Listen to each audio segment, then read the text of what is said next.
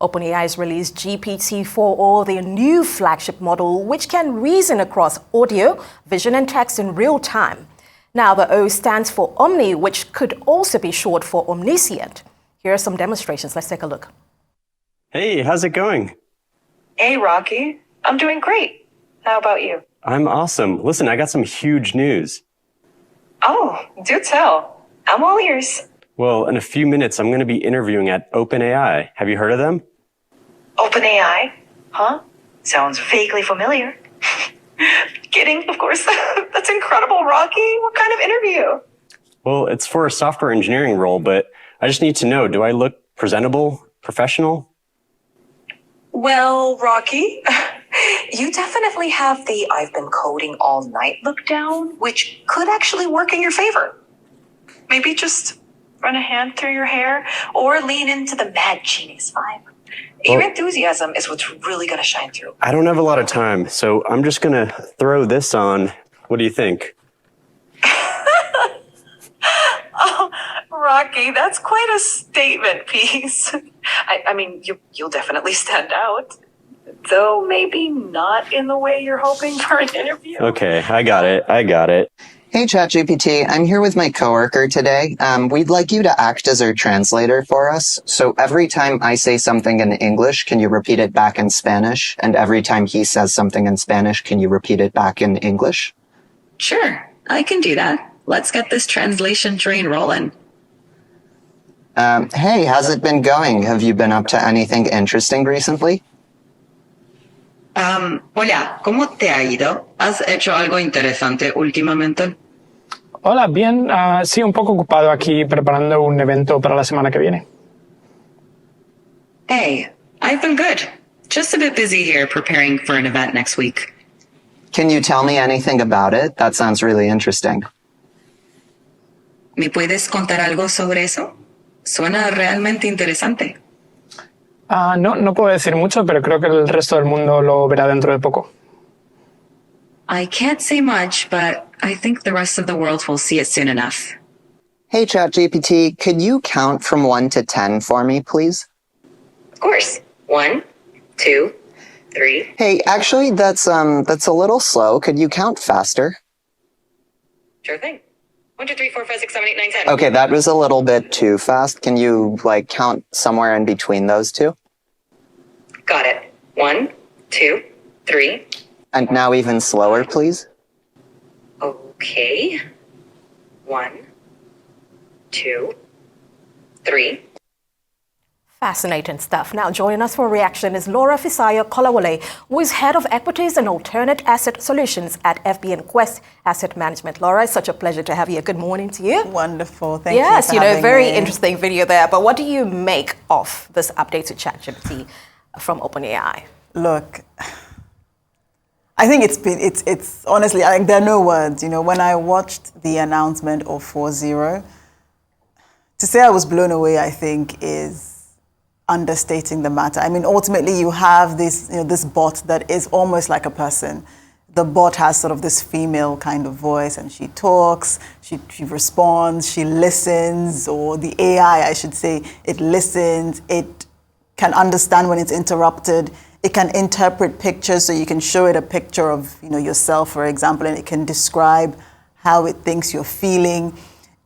Truly, the mind boggles. It is ultimately OpenAI really foraying into building something that acts in a very human-like manner. And I mean, the possibilities and perhaps the dangers, but the possibilities are ultimately, to my mind, endless. Absolutely. Endless. I mean, it's incredibly detailed, but to see software interacting so seamlessly with humans in a world where you probably have some humans who are trying to lessen human-to-human interactions, how could this impact interpersonal relationships, especially for introverts? Yeah. I mean, I think the ethical challenge that you've just talked about is something that was explored in quite a bit of detail. There's a lovely paper by Google DeepMind where they talk about the ethical challenge that you just talked about, which is how much AI can really replace human interaction. And more and more we're finding these AI bots becoming a lot more persuasive. They are becoming almost addictive. And, there are large swathes of society that are really vulnerable to the issues or to technology, and to technology sort of leading you all in the wrong direction. Because ultimately what you have with these bots is they're able to persuade people to do things, and that can be positive or it can be quite negative. And so I think ultimately what we all need to focus on is regulation, helping to really control the way AI is used, because I think it's a very real, truly very real worry that AI in this sense could lead people to do the wrong thing. Absolutely. Yeah, certainly there's some very legitimate concerns around Very. ethical use of it, because, very mind-boggling, but you also see how intelligent this technology is. And that's what makes it even riskier to embrace. Absolutely, because, I think that, to be honest, with AI, it's almost, I think on the one hand, it's hard to imagine the benefit to the world, but to be honest, it's also equally hard to imagine the damage it could do. Absolutely. To the world as well. There's a very legitimate concerns. Now, from human interactions to professional relationships and even the future of work, let's talk about another legitimate concern. For instance, you are the head of Equities and Alternative Asset Solutions at your company. Do you worry at all that AI could come and just displace me?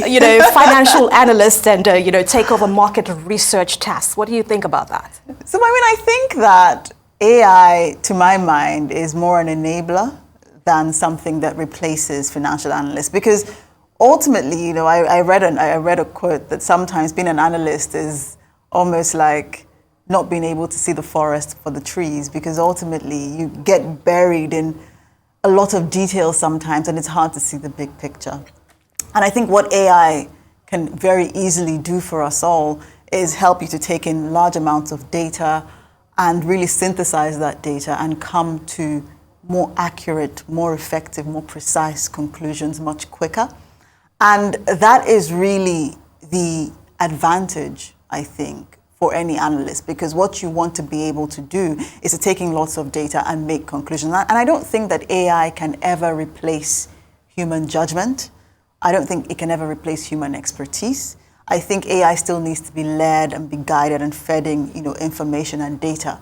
But when you do all of that, I think you still need a human being to make conclusions, to decide where to go, to build strategies. But I think what AI does is it really is a fantastic enabler. And I don't think we should be afraid of its ability to enable us, because as an analyst, when you want to generate alpha, what you want to do is to take in information much quicker than your partner, much quicker than your competitor. And that's really what AI allows you to do. So analysis that used to take perhaps months or weeks to look at the actions of all central banks and all sort of monetary data that's coming out of the world, AI can take all of that in very, very quickly and can help you draw conclusions faster than ever before. And that's something that I think is alpha generating potential in portfolios. Certainly. And that sounds to me that you are in support of the argument that while some jobs could possibly be displaced by AI, it could also usher in a new set of skills and, subsequent jobs that utilize those skills. Absolutely, absolutely. And I think that, it's not something to be afraid of. It really is about all of us learning, relearning, learning new things. It's about trying to understand or learning those skills in areas like machine learning, data science, coding, these sort of AI-related skills that would allow us to thrive in the AI-enabled world going forward. Because ultimately, I think regardless of your career, of your sector, of what you do, what AI really does is it helps you make better decisions. It helps with research. It helps with creative thinking, because you're not bogged down in the detail of so many things. You can actually see bigger picture because of AI. And that is really the benefit that AI brings. And so I don't think it's something to be afraid of, but it's something for us all to embrace. I saw another quote that said something like, AI is the reality and job security is evasive. So perhaps we should all just be ready that this is the future. But I also think that it means that we as human beings have to embrace social intelligence, right? Because skills like empathy, mentalization, the ability to understand really the unsaid aspects of human communication. That's something that I don't think AI can do. And that is an area where we as humans differentiate ourselves. And if you want to thrive in the world going forward, those are skills that I think we all need to build, because AI really is the future. I certainly agree with that, especially with the analogy that you alluded to just now, because it's really more about working smarter, interacting smarter, greater productivity, trim down so much process, when I could just at the click of a button get all the answers. But we're getting into science fiction territory here, so you have to forgive me. But what do you make of some of the most extreme concerns that a robot AI revolution could, come take place and enslave humans? Enslave us all. Oh wow. It's quite comical, isn't it? No. Well, actually, there's no shortage of research or even science fiction movies that talk about human extinction or the rise of the robots. But I also think that, a lot of those research pieces and movies often end with the human triumph because of our creativity and of our judgment. And perhaps that alone is a sign that, we wouldn't be taken over by robots, because we would know how to win the fight. But ultimately, I think that AI capabilities are changing, and they're changing very, very fast. It's such a fast-moving world that a lot of the focus has to be around collaboration, right? So we're talking about the fact that you can't stop AI development. So there has to be a lot more transparency amongst governments, amongst practitioners in the space.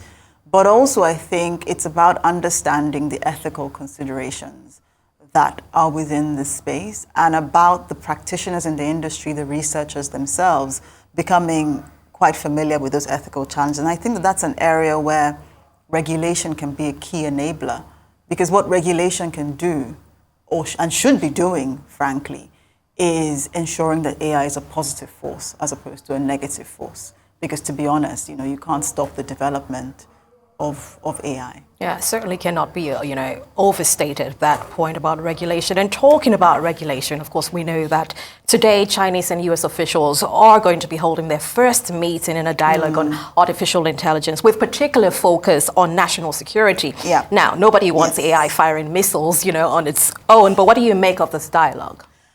I think it's very positive. It's the first time, as you said, and the dialogue, to my mind, has been a long time coming. One of the points that the US officials made when talking about why this dialogue was so important is the fact that there is intense competition in the AI space, requires intense dialogue.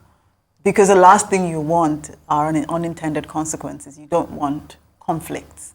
And you may ask yourself, well, why conflicts? But if you think about it, AI could revolutionize warfare.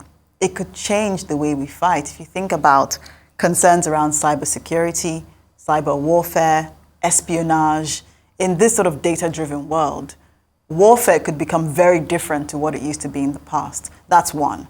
But I think on the other hand, there's also a lot of research going into building weapons that can learn, physical weapons that can almost act on their own. And this is where you have real national security concerns. And that's why I talked earlier about the importance of collaboration. And I think this will be the first of many talks, perhaps US, China, but I think across many governments. Because what all the governments are really thinking about is how do we collaborate, and how do we ensure that we are sharing the right kind of information and protecting the public? Because data really is I think, the new gold. And protecting that data, protecting consumers, protecting the public, protecting civilians, as military advancements really take hold, has to be the priority. Right, and that's Laura, why these talks are important. We've run out of time, unfortunately, but I'll just like for you to answer this very quickly, actually a yes or no. So do you believe that these discussions will yield long-term positive results? I do. You do? I do. And they have to. Well, there is always that. Laura, it's been an absolute pleasure. Many thanks for having this chat. And we'll certainly have you again on the Global Business Report to discuss this a lot more. Thank you very much.